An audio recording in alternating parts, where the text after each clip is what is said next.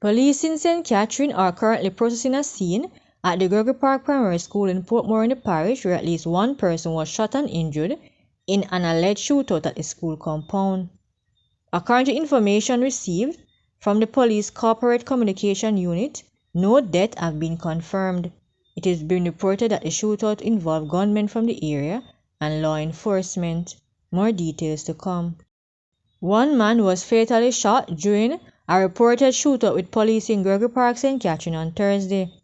The police are reporting that a firearm was also seized after the incident, which took place close to Gregory Park Primary School. Reports are that about 8:15 a.m. the police were carrying out an operation in the area when they saw a group of men acting in a manner that aroused their suspicion. The men were approached and they reportedly ran in the direction of the primary school. Reports are that one man from the group opened fire at the police team.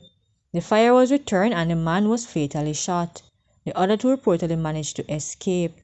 The police have since launched a search in the area. The early morning incident triggered panic in the area as shots rang out.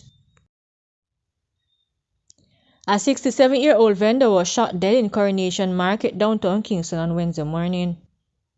Alan Brown, otherwise called Marshall, a longtime vendor at the popular market, was fatally shot shortly after 6 o'clock. It's reported that the police were on mobile patrol in the area when they were alerted by a citizen that a man was shot inside the market. They went to investigate and found Brown with bullet wound to the head. The Kingston Western Police are trying to establish a motive for the attack. While the cops were processing the scene at Coronation Market, there was another murder in the Kingston Western Division. Anthony Arthur Lee Stockpole was fatally shot about 8 o'clock on Blunt Street. It's reported that Mr. Stockpole was taking a shower in his backyard when he was attacked by unknown assailants and shot multiple times.